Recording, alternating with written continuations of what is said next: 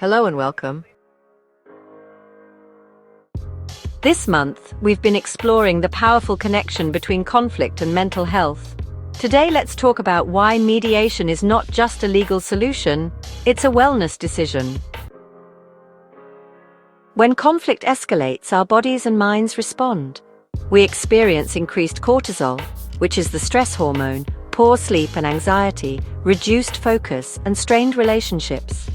Legal battles can worsen this. Months, even years of unresolved tension, legal costs, and emotional toll.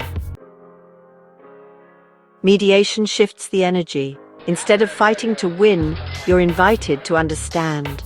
It offers a faster process, often resolved in weeks, not years, confidential and safe dialogue, an opportunity to preserve relationships, not destroy them, and most importantly, peace of mind.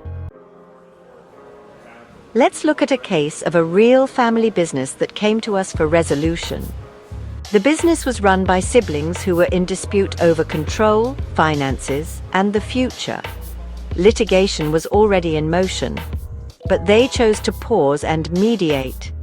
In 3 sessions, we created a new decision-making structure, clarified financial transparency, agreed on a peaceful exit for one sibling, and began family therapy to heal emotional wounds.